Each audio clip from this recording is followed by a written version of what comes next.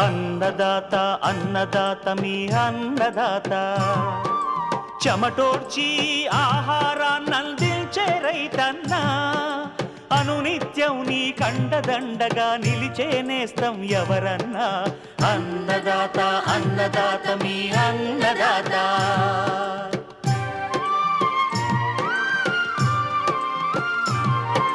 నూతన రీతుల సాగుబడికి నూరింతలు పెరిగే దిగుబడికి సూచనలిచ్చే సస్య రక్షణకు పశు పోషణకి శాస్త్ర విజ్ఞానం అందించి ముందుకు నడిపే తెలుగు రైతు భారతదేశానికి మకుటం అయ్యేలా తీర్చిదిద్దే ఆశయంతో మిమ్ము మేలు కొలిపేది అన్నదాత అన్నదాత అన్నదాత మీ అన్నదాత అన్నదాత అన్నదాత మీ అన్నదాత. అన్నదాత ప్రేక్షకులకు నమస్కారం. ఈనాటి ముఖ్యాంశాలు: విత్తన నిల్వలో జాగ్రత్తలు,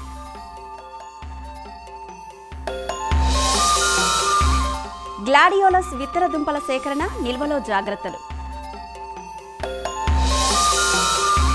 కాయ ఊరేందుకు మామిడి తోటల్లో ప్రస్తుత యాజమాన్య సస్యరక్షణ చర్యలు, ఇంకా జై కిసాన్ వ్యవసాయ సమాచారం.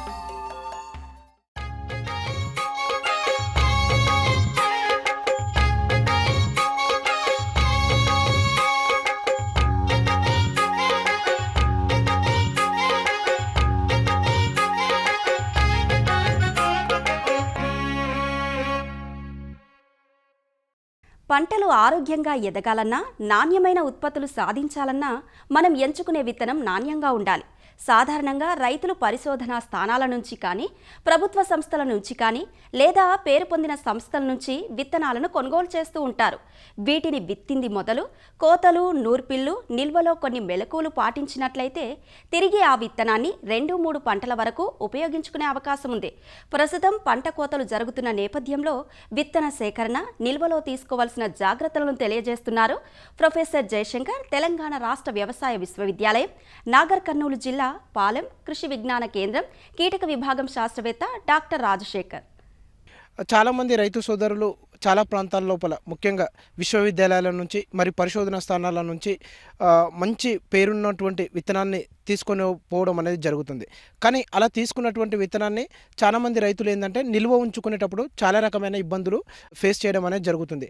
అంతేకాకుండా రైతు సోదరులు ఒక్కసారి ఫౌండేషన్ విత్తనాన్ని వ్యవసాయ విశ్వవిద్యాలయం నుంచి తీసుకున్నప్పుడు దానిని కనీసం ఒక 3 నుంచి 4 సంవత్సరాల వరకు అదే విత్తనాన్ని వాడుకోవచ్చు. ఈ విషయంలో చాలామంది రైతులకు కొంచెం అవగాహన లేకపోవడం వలన ప్రతి సంవత్సరం మళ్ళీ విశ్వవిద్యాలయాల నుంచి కానీ, పరిశోధనా స్థానాల నుంచి కానీ విత్తనాలను కొనడం వలన వారికి సాగు ఖర్చు అనేది పెరగడం అనేది జరుగుతుంది. కాబట్టి ఒక్కసారి మనం నాణ్యమైన విత్తనాన్ని తీసుకున్నప్పుడు ఆ యొక్క విత్తనాన్ని వేసినటువంటి పంటను చూసుకున్నట్లయితే ఎక్కడైతే మనం వేసిన పొలం లోపల మంచిగా పండినటువంటి ప్రాంతాన్ని ఎంచుకొని దానిని సపరేట్గా ఎటువంటి బెరకులు లేకుండా చూసుకొని దానిని సపరేట్గా కోయించుకొని టార్పాలిన్ షీట్ లోపల ఎండబెట్టాలి. దాని లోపల మినిమం 8% తేమ వచ్చే వరకు మనం ఎండబెట్టాలి. అయితే ఈ యొక్క తేమ శాతం అనేది మనం ఎండబెట్టేటప్పుడు పంటను బట్టి, నిల్వ ఉంచే కాలాన్ని బట్టి వేరే అవుతుంది. వరి పంటను మనం నిల్వ చేయాలనుకుంటే గిట్లా మనం వరి ధాన్యం లోపల 12 నుంచి 13% వరకు తేమ ఉండేటట్టు మాత్రమే చూసుకోవాలి. అదే వేరుశనగ పంట అయితేనేమో 7%, పప్పు దినుసు పంటలైనటువంటి పెసర, కంది, మినుము, ఉలువలు అటువంటి పంటలు అయితేనేమో 9% వరకు తేమ ఉండేటట్టు చూసుకోవాలి. ఎందుకంటే మనం ఏ పంటలను నిల్వ చేసినా కూడా మనం ఆరబెట్టేటప్పుడు మాత్రం మినిమం తేమ శాతం అనేది 8 నుంచి 10% వరకే ఉండాలి. అంతకంటే ఎక్కువ తేమ ఉంటే మాత్రం మనకి ఈ యొక్క నిల్వ ఉంచే ధాన్యాన్ని ఆశించేటటువంటి చిలుక పురుగులు కానీ, తర్వాత కొమ్ము పురుగులు కానీ, తర్వాత ఇతర శిలీంధ్రాలు కానీ, పక్షులు కానీ ధాన్యాన్ని నష్టపరచడానికి అవకాశం ఉంటుంది. కాబట్టి మనం ఎప్పుడైతే ఎండలో ఆరబెట్టుకున్న తర్వాత మనకు 8 నుంచి 9% తేమ ఉంది అని తెలిసిన తర్వాత మనం ఆ యొక్క విత్తనాన్ని ప్రాసెసింగ్కి తీసుకొని వెళ్ళాలి. ఆ ప్రాసెసింగ్ చేసేటప్పుడు కూడా ఎటువంటి చెత్త చెదరం లేకుండా ఉండేటట్టు చూసుకొని ఎప్పుడు యూజ్ చేయనటువంటి గన్ని బ్యాగులు ఎంచుకొని అందులోపల విత్తనాన్ని నిల్వ చేసుకోవాలి. ఒకవేళ పోయిన సంవత్సరం ఉపయోగించినటువంటి గోనె సంచులను ఉపయోగిస్తే గిట్లా తప్పకుండా ఆ యొక్క గోనె సంచులు అనేది ఎండలో ఆరబెట్టాలి. లేదు అనంటే గిట్లా మనకు మలాథియాన్ అనే ద్రావణంలో ఒక 10 ml 1 లీటర్ నీటికి కలిపినటువంటి ద్రావణం లోపల మనం ఈ యొక్క గోనె సంచి బ్యాగులను అనేది 6 నుంచి 7 గంటలు నానబెట్టి మళ్ళీ సాయంత్రం వరకు దాన్ని ఎండబెట్టుకుని పెట్టుకున్న తర్వాత మాత్రమే ఆ యొక్క గోనె సంచులు అనేది నిల్వ చేయాలి. చాలా బెస్ట్ పద్ధతి ఏంటంటే చాలా వరకు మనం కొత్త రకమైనటువంటి గోనె సంచులు వాడడం అనేది ఉత్తమం. ఇంకోటి మనం నిల్వ చేసుకునేటానికి ఏర్పాటు చేసుకునేటటువంటి గోదాం కానీ హౌజు కానీ దానికి మంచి గాలి వెలుతురు ప్రసరణ ఉండేటట్టు చూసుకోవాలి. అంతేకాకుండా కిటికీలు వెంటిలేటర్లు కూడా బాగా ఉండేటట్టు చూసుకోవాలి. ఆ యొక్క నిల్వ చేసుకునేటటువంటి గోదాంకి ఎటువంటి పక్షులు కానీ తర్వాత ఎలుకలు కానీ లేకుండా ఎటువంటి రంధ్రాలు లేకుండా ఉండేటట్టు చూసుకోవాలి. మనం ఎంపిక చేసుకున్నటువంటి గోదాంని మనం ధాన్యాన్ని నిల్వ చేయడానికంటే ముందు ఒకసారి వేప నూనె 5 ml లీటర్ నీటికి కలిపి ఆ యొక్క కిటికీలు వెంటిలేటర్లు మరియు ఆ రూమ్ అంతా పిచికారీ చేసి దాన్ని ఒక 24 గంటలు అనేది క్లోజ్ చేసి పెట్టుకోవాలి. దానివల్ల ఏమవుతుందంటే మనకి ఏమైనా పురుగులు ఏమన్నా ఉన్నా కూడా చనిపోవడానికి ఆస్కారం ఉంటుంది. ఇంకోటి మనం నిల్వ చేసేటప్పుడు ఆ యొక్క ధాన్యాన్ని డైరెక్ట్ నేల మీద అనేది నిల్వ చేయకూడదు. దానికి మనం ఏం చేయాలంటే కొంచెం ఎత్తైనటువంటి చెక్క బెంచీలు కానీ అటువంటి వాటి మీద మాత్రమే మనం ధాన్యాన్ని అనేది నిల్వ చేసుకోవాలి. ఇంకోటి ఏంటంటే మనం ఈ ధాన్యాన్ని నిల్వ చేసుకునేటప్పుడు వరిని చూసుకున్నట్లయితే వరి లోపల మనకు చిలుక పురుగులు కానీ తర్వాత కొమ్ము ముక్కు పురుగులు కానీ ఎక్కువగా ఆశించే అవకాశం ఉంటుంది. వేరుశనగ లోపల అఫ్లోటాక్సిన్ అనేటటువంటి శిలీంధ్రం కానీ బ్రూచిట్స్ ఇంకా మరి కంది పెసర మినుము లోపల మనకు బ్రూచిట్స్ ఎక్కువగా ఆశించి చాలా వరకు నష్టపరచడానికి అవకాశం ఉంది. కాబట్టి మనం ఏవి నిల్వ చేసుకున్నా కూడా మనం నిల్వ చేసుకునేటప్పుడు 2 పద్ధతులు పాటించాలి. అంటే ఎటువంటి పురుగులు ఉన్నాయా లేదా అనేది మనం సమయానుగుణంగా పరిశీలిస్తూ ఉండాలి. అంటే ప్రతి నెలకు ఒకసారి మనం నిల్వ చేసినటువంటి గోదాంకి వెళ్ళి ఏమైనా పురుగులు ఉన్నాయా అనే దాన్ని గమనించుకోవాలి. ఒకవేళ మనం నిల్వ చేసుకునేటటువంటి గోదాం లోపల ఏమైనా పురుగులు కనిపిస్తే మాత్రం మనం అప్పుడు మాత్రమే సస్యరక్షణ చర్యలు అనేది చేపట్టాలి. ఒకవేళ కొన్ని ధాన్యాన్ని నిల్వ ఉంచుకునేది తక్కువ పీరియడ్ అయితేనేమో మనం నిల్వ ఉంచుకునే సంచుల లోపల అక్కడక్కడ మనం వేప ఆకులు కానీ అటువంటివి పెట్టడం వల్ల కూడా కొద్ది వరకు పురుగుల బెడద అనేది తగ్గడానికి అవకాశం ఉంటుంది. ఎక్కువ మొత్తంలో మనం నిల్వ ఉంచుకున్నప్పుడు మాత్రం తప్పకుండా రసాయన మందులు అనేది పిచికారీ చేయాల్సి వస్తుంది. మనకు ముందుగా మలాథియన్ అనే మందు 1 లీటర్ నీటికి 5 ml లేదా అంటే ఇట్లా డెల్టా మెథ్రిన్ అనే మందు 3 మిల్లీలీటర్ లీటర్ నీటికి కలిపి మనం బ్యాగులో అంతా తరిచేటట్టు మరియు ఆ యొక్క నిల్వ ఉంచుకునే గోదాం అంతా తరిచేటట్టు పిచికారీ చేసుకోవాలి. ఎక్కడైతే మనం పెద్ద మొత్తంలో విత్తనాలు నిల్వ చేస్తామో అక్కడ మాత్రం తప్పకుండా మనము ఫ్యూమిగేషన్ పద్ధతి అనేది వాడాలి. ఎప్పుడైనా మనం ఈ ఫ్యూమిగేషన్ పద్ధతి వాడేటప్పుడు మాత్రం తప్పకుండా మనం నిల్వ ఉంచుకున్న గోదాం అంతా కంప్లీట్గా క్లోజ్డ్ కండిషన్లో ఉండేటట్టు చూసుకోవాలి. ఆ ఫ్యూమిగేషన్ పద్ధతిలో మనకు అల్యూమినియం ఫాస్ఫేట్ అనే టాబ్లెట్స్ అనేది దొరుకుతాయి.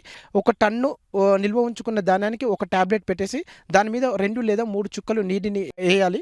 దానివల్ల ఏమవుతుందంటే ఆ యొక్క టాబ్లెట్ అనేది కరిగి అది పాస్మిన్ అనేటటువంటి వాయువును విడుదల చేయడం వలన ఎక్కడైతే ఈ యొక్క ధాన్యం లోపల ఉండేటటువంటి పురుగులు అనేది బయటికి వచ్చి చనిపోవడానికి ఆస్కారం ఉంటుంది.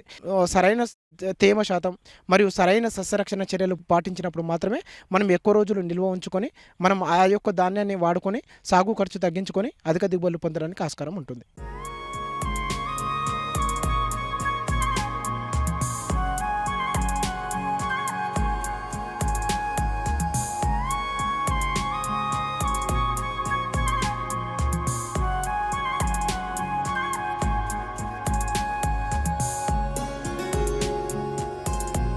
అలంకరణ పుష్పాల్లో గ్లాడియోలస్ ఒకటి. పొడవాటి గుత్తితో అందమైన పూలు కలిగి ఉండే గ్లాడియోలస్ను పుష్పాలంకరణలో వినియోగిస్తారు. ఈ పూలకు అలానే వీటి విత్తన దుంపలకు మార్కెట్లో మంచి గిరాకీ ఉంది. పుష్పాలను విక్రయించడమే కాకుండా వీటి విత్తన దుంపలను కూడా అమ్ముకొని రైతులు మంచి లాభాలను ఆర్జించే అవకాశం ఉంది. గ్లాడియోలస్ను మన ప్రాంతంలో అక్టోబర్ మాసంలో నాటుకుంటారు. ఏప్రిల్ నాటికి పంటకాలం పూర్తయిపోయి ప్రస్తుతం దుంపలు సేకరణకు సిద్ధంగా ఉంటాయి. ఈ దుంపలను కామ్స్గా వ్యవహరిస్తారు. ఈ కామ్స్ను సేకరించి నాటే సమయం వచ్చేంత వరకు జాగ్రత్తగా సంరక్షించుకోవాలి. గ్లాడియోలస్ దుంపల సేకరణ నిల్వలో జాగ్రత్తల గురించి శ్రీ కొండా లక్ష్మణ్ తెలంగాణ రాష్ట్ర ఉద్యాన విశ్వవిద్యాలయం రాజేంద్రనగర్లోని పూల విభాగం శాస్త్రవేత్త డాక్టర్ జహరా శర్మ నుంచి తెలుసుకుందాం. వాణిజ్యపరంగా సాగు చేసే దుంపజాతి పూల రకాల్లో గ్లాడియోలస్ ముఖ్యమైనది. వీటి పూలను కట్ ఫ్లవర్గా ఉపయోగిస్తారు. అయితే ఈ గ్లాడియోలస్ దుంపల ద్వారా ప్రవర్ధనం చెందుతుంది. ఈ దుంపలను మనం అక్టోబర్ చివరి వారంలో మన తెలంగాణ రాష్ట్రానికి అనుగుణంగా నాటుకుంటాము. అయితే ప్రస్తుతం ఈ దశలో ఇప్పుడు ఏప్రిల్ మాసంలో ఆ దుంపలను తీసే దశ ఇది. దుంపలను నాటిన 90 నుంచి 110 రోజుల్లో పూత మొదలవుతుంది. పువ్వు కాడలను మనం మార్కెట్ కోసం కట్ చేసినప్పుడు ఆకులను వదిలేసి పూల కాడలను మనం కట్ చేసుకుంటాం, తుంచుకుంటాము. దాని తర్వాత ఆకులను అలాగే మొక్కలను అలాగే భూమిలో ఉంచి నీరు అందిస్తూ ఉండాలి. చెట్టు మొత్తం ఆకులన్నీ పసుపచ్చ రంగులోకి మారిపోయిన తర్వాత నీరు అందించడం ఆపివేయాలి. నీరు అందించడం ఆపిన 2 వారాలకు మనం దుంపలను తీసుకోవచ్చు. ఈ చెట్టు ఆకులు పసుపచ్చగా మారటానికి 50 నుంచి 65 రోజులు సమయం పడుతుంది. ఒకసారి ఆకులు పసుపచ్చగా మారిన తర్వాత మనం నీరు అందించడం ఆపివేసి 1 వారం తర్వాత పల్చగా నీరు అందించి పైన చెట్టు యొక్క పై ఆకులను మనం కత్తిరించి వేయాలి. భూమికి 5 సెంటీమీటర్ల పై వరకు ఈ చెట్టుని ఈ విధంగా ఆకుని తీసివేయాలి. తర్వాత 1 వారం ఆగి దుంపలను మట్టి నుంచి తీసివేయాలి. ఈ దుంపలు తీసేటప్పుడు జాగ్రత్తగా దుంపకు మనం ఉపయోగించే కొడవలి కానీ దానికి తగలకుండా కోసుకుపోకుండా చూసుకోవాలి. దుంపలు తీసిన తర్వాత ఇట్లా ఈ విధంగా ఈ మట్టిని, ఈ తల్లిదుంపని, ఎండిపోయిన తల్లిదుంపని, ఈ వేర్లని తీసివేయాలి.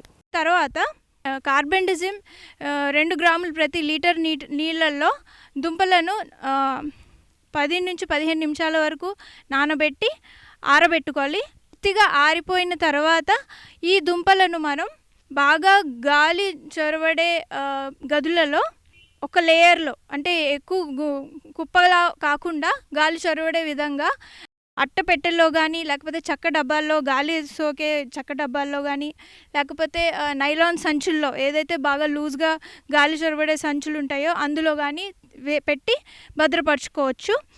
అదేవిధంగా ఎల్ల బెడద లేకుండా చూసుకోవాలి. ఈ గ్లాడియోలస్ దుంపల్లో నిద్రావస్థ అనేది ఉంటుంది. దీనికి కారణం ABA అనే హార్మోన్, అబ్సిసిక్ యాసిడ్ అనే హార్మోన్ ఉండడం వల్ల ఈ దుంపలు ఉల్లిపాయ దుంపల వల్లే పైన తోలు ఉంటుంది. సో ఈ తోలు ఉండడం వల్ల ఇవి మొలకెత్తవు. అదేవిధంగా ఈ నిద్రావస్థ పోవడానికి వీటికి 4 నుంచి 5 నెలల సమయం పడుతుంది. 4 నుంచి 5 డిగ్రీ సెంటిగ్రేడ్ కోల్డ్ స్టోరేజ్ రూమ్లో వీటిని 4 నుంచి 5 నెలలు పెట్టడం వల్ల ఈ నిద్రావస్థను వదిలి మొలకెత్తడానికి సరిపడగా ఉంటుంది. అలా కాకుండా మనకి త్వరగా మొలక రావాలి, లేకపోతే కొన్ని రకాలు మొలకెత్తకపోవటం జరిగితే దీనికోసమని మనం ఎథరైల్ లేకపోతే ఎథిలిన్ క్లోరోహైడ్రిన్ అనే హార్మోన్ని 2 నుంచి 5 ml ప్రతి లీటర్ నీళ్ళలో కలిపి దాన్ని కొంతసేపు 30 నిమిషాల వరకు దుంపలను నానబెట్టి మనం నాటుకోవడం వల్ల మొలక శాతం పెరిగే అవకాశం ఉంది. ఈ దుంపలను నాటుకునే ముందు దానిపైన ఉన్న తొక్కను తీసివేసి ఇంకొకసారి కార్బెండిజిమ్ 2 గ్రాములు పర్ లీటర్ నీళ్ళల్లో 30 నిమిషాల పాటు నానబెట్టి తర్వాత నీడలో ఆరబెట్టుకొని వాటిని నాటుకోవడానికి ఉపయోగించాలి. ఈ విధంగా తీసుకున్న దుంపల్లో గ్లాడియోలస్ దుంపలు ముఖ్యంగా తల్లి దుంప కుసించిపోయి పిల్ల దుంప పెరుగుతుంది మనం దుంప తీసిన సమయంలో. దాంతోపాటు చిన్న చిన్న పిల్ల దుంపలు కూడా ఉంటాయి, వాటిని కార్మెల్స్ అంటాము. ఈ పెద్ద దుంపని కామ్ అంటాము. ఈ కామ్లో వివిధ సైజులు ఉంటాయి. ఇంటర్నేషనల్ మార్కెట్ అనుగుణంగా 5 సెంటీమీటర్ల కంటే పెద్దగా ఉన్న కామ్స్ని జంబో కామ్స్ అని అంటారు. 3 నుంచి 5 సెంటీమీటర్లు ఉన్నదాన్ని లార్జ్ సైజ్ అంటారు. 3 కంటే కొంచెం తక్కువ 2.5 నుంచి 3.5 ఉన్నదాన్ని మీడియం కామ్స్, 2.5 కంటే తక్కువ ఉన్నవి స్మాల్ కామ్స్ అని అంటారు. అయితే ఈ దుంప ఎంత పెద్దగా ఉంటే పువ్వు కాడ అంత పెద్దగా మంచి నాణ్యతగా వస్తాయి. 2 సెంటీమీటర్ల కంటే తక్కువ చిన్నగా ఉన్న కామ్స్కి పూత రాదు. ఇంకా చిన్న పిలకల కార్మెల్స్కి కూడా పూత రాదు. అయితే వీటిని ప్రవర్ధనానికి ఉపయోగించవచ్చు. అది ఎలా అంటే మనం ఈ చిన్న కార్మెల్స్ని 3 సంవత్సరాల పాటు నేలలో నాటుకున్నట్లయితే అవి ఆ సైజు పెరిగి వాటిని అమ్మడానికి అధిక లాభం పొందడానికి అవకాశం ఉంటుంది. ఈ ఏప్రిల్ మాసంలో మనం తీసిన దుంపలను జాగ్రత్తగా సంరక్షించుకొని బాగా గాలి చొరబడే గదులలో ఉంచినట్లయితే మరలా అక్టోబర్ మాసంలో నాటుకున్నట్లయితే నాణ్యమైన పూకాడలను మనం పొందవచ్చు.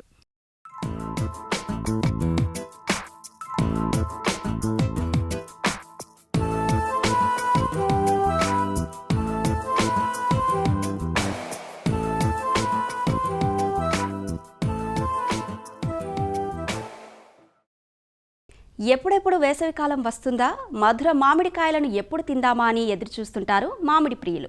ఉభయ తెలుగు రాష్ట్రాల్లో ప్రాంతాన్ని బట్టి మామిడికాయలు మార్చి నుంచి మే, జూన్ వరకు మార్కెట్కు వస్తుంటాయి. ప్రస్తుతం తోటలన్నీ కాయ పెరిగే దశలో ఉన్నాయి. ఈ సమయంలో తోటలో కాయలను నష్టపరిచే చీడపీడలను గుర్తించి నివారించుకోవడంతో పాటు కాయ పెరుగుదలకు నీటిని, పోషకాలను అందించాల్సి ఉంటుంది. ప్రస్తుతం మామిడి తోటల్లో చేపట్టాల్సిన యాజమాన్య, సస్యరక్షణ చర్యల గురించి సూచనలు ఇస్తున్నారు నెల్లూరు జిల్లా ఉద్యాన అధికారి సుబ్బారెడ్డి. నెల్లూరు జిల్లాలో 10,000 హెక్టార్లలో మామిడి సాగు జరుగుతుందండి. ఇందులో ముఖ్యంగా దాదాపు 80% వరకు బంగినపల్లి రకము సాగు చేస్తున్నారు. మిగతా 20% మేజర్గా తోతాపురి అంటే కలెక్టర్, తర్వాత నీలము, రసాలు, ఈ రాయల్ స్పెషల్ వెరైటీలు సాగు చేస్తున్నారు. జిల్లాలో అన్ని తోటలు కూడాను ఫ్రూటింగ్ స్టేజ్లో ఉన్నాయండి. అంటే కాయి కోడిగుడ్డు సైజు నుండి దాదాపు 75% వరకు మెచ్యూరిటీ స్టేజ్ వరకు ఉన్నాయండి. ఈ నెల్లూరు జిల్లాలో మాకు ఇప్పుడు ఈ మ్యాంగో హార్వెస్టింగ్ సీజను మే 15 నుంచి మేజర్గా స్టార్ట్ అవుతుంది. ఈ లోపల రైతు సోదరులందరూ కూడాను, నీటి వసతి ఉన్న రైతులందరూ కూడాను ఒక 2-3 తళ్ళు, కనీసం 2 తళ్ళు నీటి వసతి కానీ నీరు కానీ ఇవ్వగలిగితే మంచి సైజు మరియు మంచి నాణ్యంగా ఫ్రూట్స్ రావటం వచ్చేదానికి అవకాశం ఉంది. అదే డ్రిప్ ఇరిగేషన్ వసతి కలిగిన రైతులైతే డ్రిప్తో నీరు ఇచ్చి మంచి నాణ్యమైన ఫ్రూట్స్ని తీసుకోవడానికి అవకాశం ఉంటుందండి. ఈ మేజర్గా 2 రకాలైన పెస్ట్లు ఉధృతి అక్కడక్కడ మేము గమనించడం జరిగిందండి. ఇందులో మేజర్గా త్రిప్స్ అంటే నల్లి అనేది మామిడిలో చాలా తోటల్లో గమనించడం జరిగింది. ఈ నల్లి అనేది కాయలపై నుండి రసం పీల్చేసి కాయలు ఉదారంగులకు మారిపోతుంటాయి. నివారణకి ముఖ్యంగా ఈ పసుపు మరియు నీలిరంగ అట్టలనే జిగురట్టలు అంటే yellow sticky traps and blue sticky ట్రాప్స్ని తోటల్లో ఒక ఎకరానికి 50 నుంచి 60 వరకు మనం కానీ పెట్టినట్లయితే అట్టలకి అంటుకొనేసి ఈ ఉధృతిని కాపాడుకోవచ్చు. ఈ కెమికల్ కంట్రోల్కి విషయానికి వెళ్తే వేప నూనెని స్ప్రే చేసి కూడా నల్లిని కంట్రోల్ చేసుకోవచ్చు. 1 లీటర్ నీటికి 5 ml వేప నూనెని కలిపి మనం స్ప్రే చేసుకోవాలి. నల్లి ఉధృతి ఇంకా ఎక్కువగా ఉన్నట్లయితే రైతు సోదరులందరూ కూడాను ఈ పొంగామియా సోపు అంటే కానుగ సోపును కూడా నీటిలో కరిగించి స్ప్రే చేసుకోవాలి. 1 కేజీ కానుగ సోపుని ఒక 10 కేజీల నీటిలో బాగా 15 నుంచి 20 నిమిషాల సేపు బాగా చేతితో పిసుకుతూ బాగా కలిపెట్టాలి. కలిపెట్టిన తర్వాత ద్రావణాన్ని మంచి పల్చాటి గుడ్డలో తేరుగట్టి వడబోసి ఆ వచ్చిన వడబోసిన ద్రావణాన్ని మరి 140 లీటర్ల నీళ్ళలో కలుపుకొని అంటే మొత్తం 1 కేజీ పొంగామే సోపుతో 150 లీటర్ల ద్రావణం తయారు చేసుకొని దీనిగా మనం స్ప్రే చేసుకున్నట్లయితే ఈ త్రిప్స్ అంటే నల్లిని సమర్థవంతంగా మనము నివారించుకోవచ్చండి. తర్వాత మనకి నెల్లూరు జిల్లాలో మేజర్గా ఫ్రూట్ ఫ్లై అంటే పండు ఈగ సమస్య కూడా ఉందండి. దీని నివారణకు ముఖ్యంగా రైతు సోదరులందరూ కూడాను అందరూ కలిసికట్టుగా ఒకేసారి నివారణగానే మనము చేసుకున్నట్లయితేనే దీన్ని కంట్రోల్ చేయగలము. మరి ఈ నివారణకు ముఖ్యంగా ఈ మిథైల్ యూజినాల్ ఫెర్మాన్ ట్రాప్స్ అమర్చుకున్నట్లయితే తోటల్లో ఈ మగ పూలన్నీ కూడాను ఈ బుట్టలో పడిపోతాయి. తర్వాత మరి ఈ మగ పూలంతా కూడా మనము మట్టిలో గోతులో పాతేసి నష్టాన్ని మనం నివారించుకోవచ్చు. ఈ మధ్యకాలంలో గత 3 సంవత్సరాల నుంచి మేము డిపార్ట్మెంట్ ఆఫ్ హార్టికల్చర్ నుంచి ఈ ఫ్రూట్ ఫ్లై నివారణ సమర్థవంతంగా చేసుకోవడానికి ఫ్రూట్ కవర్స్ని ఒకటి మేము ఇంట్రొడ్యూస్ చేయడం జరిగింది. మామిడి పిండి దశలో అంటే కోడిగుడ్డు ఆకారంలో ఉన్నప్పుడు మరి ఈ ఒక ఫ్రూట్ కవర్ అనేది దానికి తొడిగేసి ఆ పైన తొడిగిగా మనం కట్టినట్లయితే మనకి ఈ ఫ్రూట్ ఫ్లై నివారణ చేసుకోవచ్చు. మనము కొన్ని తోటల్లో గమనించినట్లయితే అక్కడక్కడ పిండి రాలటం కూడా మనం గమనించడం జరిగింది. మరి రైతు సోదరులందరూ కూడా ఈ పిండి కానీ ఎక్కువగానే రాలుతున్నట్లయితే ఈ నాప్థలిన్ ఎస్టిక్ యాసిడ్ అంటే ప్లానాఫిక్స్ అనే బ్రాండ్ రూపంలో మనకి మార్కెట్లో దొరుకుతుంది. 1 ml ప్లానాఫిక్స్ 4.5 లీటర్ల నీటిలో కలిపి మనం స్ప్రే చేసుకున్నట్లయితే ఈ పిండి రాళ్ళని మనము దాదాపు తగ్గించుకోవచ్చు. తర్వాత మనకి ఈ నెల్లూరు జిల్లాలో ఈ ఏప్రిల్ ఆఖరి నుంచి మే ఆఖరి వరకు ఈ అకాల వర్షాలు అనేది ఒక ప్రమాదం ఉంది. ఇది గత చాలా సంవత్సరాల నుంచి మనం గమనిస్తున్నాము. మామిడికాయలు దాదాపు కోతకొచ్చే సమయంలో ఈ అకాల వర్షం, గాలితో కూడిన అకాల వర్షం రావటం, చాలా కాయలు రాలిపోవటం, తర్వాత ఉన్న కాయలు కూడాను మరి ఈ ఫంగల్ డిసీజ్ రావటం, ఆంథ్రాక్నోస్, బ్యాక్టీరియా స్పాటిన్ రావటం కూడా గమనించడం జరిగింది. ఒకవేళ మనకు కానీ ఈ అకాల వర్షాలు కానీ వచ్చి వర్షం పడితే ఈ ఏప్రిల్ 15 నుంచి మే ఆఖరి వరకు రైతు సోదరులు వెంటనే వర్షం వీడిన వెంటనే కాపర్ ఆక్సిక్లోరైడ్ అనే మందును 3 గ్రాములు 1 లీటర్ నీటిలో కలిపి మనం స్ప్రే చేసుకున్నట్లయితే ఈ వర్షం వచ్చిన దానివల్ల వచ్చిన మచ్చ తెగులను మనము నివారించవచ్చు.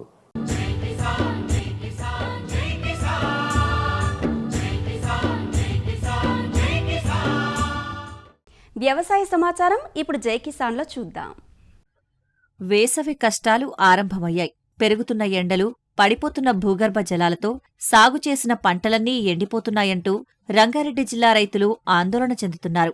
సన్నటి ధార సగం పొలానికే సరిపోతుంటే మిగతా పొలమంతా ఎండిపోయిందని వరి రైతులు ఆందోళన వ్యక్తం చేస్తున్నారు.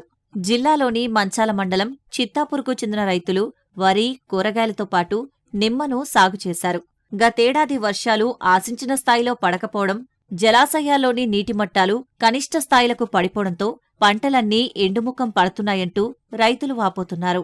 నిమ్మ తోట 2 ఎకరాలు పెట్టినాం, మొత్తం ఎండిపోయింది. నీళ్ళు సాగ నీళ్ళు లేక ట్యాంకర్ పెట్టి నీళ్ళు పోసినా కూడా చెట్లు ఎండకు తట్టుకోలేకపోతున్నాయి. 3 లక్షలు వచ్చింది ఖర్చులు, మందులు, దానికి దీనికి నీళ్ళకు. బోరాలు నీళ్ళు ఎండిపోయినాయి, ఎవరు ఎండిపోయి ఒగిడ పొక్కుంది వదలుంటున్నారు, మొత్తం ఎండిపోయినాయి. ఇక నిమ్మ తోట ఎండిపోయింది. టమాటా చెట్లు ఎక్కరేసిన అద్దెక వంకాయ చెట్లు వేసిన సారు ఏం మెల్లలే ఎండిపోయినాయి. కాత పూతకు రాగానే వచ్చేను 1 ఎకరా వేసినాము, 1 ఎకరా టమాటా చెట్లు వేసినాం, మొత్తం ఎండిపోయినాయి. మరి మాదేందో ₹1,00,000 లేక వేసినా రూపాయి వెళ్ళలేదు. సగంలో ఎండిపోయిన వరి పైరును పశువులకు మేతగా వదిలేసినట్లు రైతులు వాపోతున్నారు. నిమ్మ తోటలకు కనీస నీటి తడులందక పూత, పిందె దశలో ఉన్న చెట్లన్నీ ఎండిపోయాయి. ట్యాంకర్లతో నీటిని పెట్టినా ఫలితం లేకుండా పోయిందని నిమ్మ రైతులు ఆందోళన చెందుతున్నారు. 3 లక్షలు ఖర్చు అయినాయి. బోరేసిన మొన్న 6 నెలలు అవుతుంది. పంటకి వెళ్తాను వేసాక నీళ్ళు మొత్తం పోయినాయి. పంట వేసినాం, మొత్తం ఎండిపోయింది. గొర్రెకు మేపినాం మొన్ననే ఎక్కడన్నారు వేసి 3 లక్షలు ఖర్చు పెట్టినాం సార్. ప్రభుత్వం ఏమైనా ఆదుకొని ఏమైనా డబ్బులు ఇవ్వాలని కోరుతున్నాం సార్. నాకున్నది ఎకరా భూమిలో ఊరేస్తే మొత్తం ఎండిపోయింది. 50,000 ఖర్చు వచ్చేసింది. పైపులు, మోటార్ అంతా కలిసి గవర్నమెంట్ నుంచి ఏమైనా దయచేయవలసింది. నేను ఇక్కడ 1 ఎకర పొలం వేసాను, అద్దెక వర్షాన్ని వేసాను, అద్దెక బీరతో వేసాను, అద్దెక సోరగా చెట్టు వేసాను. వాటర్ సోర్స్ లేక మొత్తం ఎండిపోయినాయి. ఇది ప్రభుత్వం నుంచి ఏమైనా కొంచెం సహకారాలు అందించమని మేము ప్రార్థిస్తున్నాం. 1.5 ఎకరాలు 2 ఎకరాలు పెట్టినాము, మొత్తం ఎండిపోయింది. నీళ్ళు లేవు, మొత్తం గోల్రకు బాలరకు ఇచ్చడం అయిపోతుంది. 50-60 దాకా వచ్చింది 1-2 ఎకరాల పొలం. ఇటు పంటలు ఎండిపోయి, అటు బోర్లు వట్టిపోయి, చిల్లు గవ్వ కూడా చేతికి వచ్చే పరిస్థితి లేదని ప్రభుత్వం ఆదుకొని నష్టపరిహారం అందించాలంటూ బాధిత రైతులు కోరుతున్నారు. మరిన్ని విభిన్న అంశాలతో రేపటి అన్నదాతలో మళ్ళీ కలుసుకుందాం. అంతవరకు సెలవు, నమస్కారం. అన్నదాతలు తమ సందేహాలు, సమస్యలను 1-800-425-4085 టోల్ ఫ్రీ నంబర్లో ఉదయం 10 నుంచి 11 గంటల మధ్య పని దినాలలో సంప్రదించగలరు. ఈ కార్యక్రమాన్ని యూట్యూబ్లో www.youtube.com/అన్నదాత ఈటీవీ లింక్ ద్వారా వీక్షించవచ్చు. అన్నదాత కథనాలు ఈటీవీ విన్ మొబైల్ యాప్లోనూ వీక్షించండి.